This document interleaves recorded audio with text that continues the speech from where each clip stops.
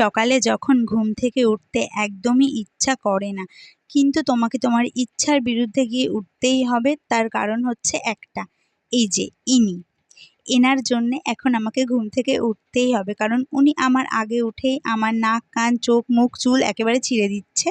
কারণ বলছে, মা ওঠো, আমার খিদে পেয়েছে, আমার খাবারটা বানাও। তো ঘুম থেকে উঠে পড়লাম। তো আজকে তোমাদের সঙ্গে শেয়ার করব সকালে ঘুম থেকে উঠে আমি সোনাকে একা হাতে কি করে সামলাই এবং কাজবাজ কি করে করি বাড়ির। তো সেটাই যতটা সম্ভব শেয়ার করব। তো প্রথমেই ঘুম থেকে উঠে ওই যে সোনা মশারির মধ্যে রয়েছে, আর আমি এদিকে চুলটা আগে বেঁধে নিচ্ছি একেবারে খোপা করে সারাদিনের মতো। তো হ্যালো এভরিওয়ান, কেমন আছো তোমরা সবাই? আশা করছি ভালো আছো। তো আরও একটা ছোট্ট মিনি ব্লগের সঙ্গে তোমাদের সকলকে অনেক ওয়েলকাম জানাচ্ছি। তো আজকের ভিডিওটা দেখতে থাকো। তো এই যে এখন মাথাটা আঁচড়ে চুলটা আঁচড়ে খোপা বেঁধে নেব সারাদিনের জন্যে। তো এরপরে কখন আর আমি চুল আঁচড়াতে পারবো জানি না, কারণ আমাকে সোনাকে সামলাতে হবে, তারপরে বাড়ির সব কাজ আমাকে একা হাতে করতে হবে। আজকে সোনার বাবা বা কাকা কেউ বাড়ি নেই, যেদিন ওরা কেউ বাড়িতে থাকে ওর বাবা বা কাকা, তো ওরা আমাকে অনেক হেল্প করে দেয়। ওর বাবা বাড়ি থাকলে তো পুরো কাজটাই বলতে গেলে ও প্রায় বেশিরভাগটা করে দেয়, আর ওর কাকা বাড়ি থাকলে ও হচ্ছে সোনাকে ধরে আর আমি কাজগুলো করি।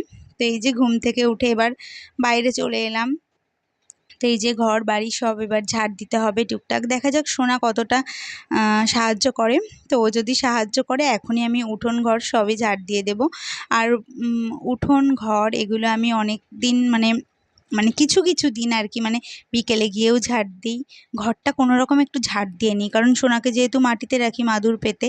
তো এই যে গেটটা খুলে নিলাম, চলো একটু বাইরেটা দেখে আসি সকালে উঠে। এখন ওই কটা বাজে, 7:30 8টা বাজে, রোদ উঠে গেছে, একদম ঝলমল করছে চারিদিক। তো মেঘলা ওয়েদার না আমার একদম ভালো লাগে না, মানে মেঘলা ওয়েদার ভালো লাগে কিন্তু মানে প্রতিদিন ভালো লাগে না। এই কয়েকদিন হলো মানে রেগুলারই বৃষ্টি হচ্ছে। দিনের বেলা রোদ হলে রাত্রে বৃষ্টি হলে বেশ ভালো লাগে, সবাই কাজেও যেতে পারে, আর তারপরে জামা কাপড়ও শুকিয়ে যায়, যেহেতু অনেক কাচাকুচো থাকে এখন আমাদের, মানে সবারই কাচাকুচো থাকে। যাদের বাড়িতে ছোট বাচ্চা আছে তাদের একটু বেশি কাচাকুচো করতে হয়। আর এদিকে দেখো আমার বাড়ির সামনেটা, এখানে ডাঁটা শাক বুনেছিলাম, লঙ্কা গাছ টুকটাক লাগিয়েছি, আর এখানটা ঘাস হয়ে গেছে পুরো বৃষ্টিতে, কি বলবো। আর এই রাস্তাটা যে কবে হবে ভগবান জানে।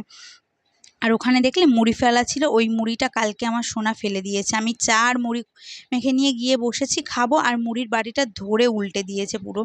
তো এই যে ওকে এখন মাদুর পেতে বসিয়ে দিয়ে আমি এখানে সাইড দিয়ে সব ঝাড় দিয়ে নিচ্ছি। এখানে কিন্তু বাইরেও টুকটাক মুড়ি পড়ে আছে। তো চলো আবার কি করছি নেক্সট পার্টে দেখা হচ্ছে।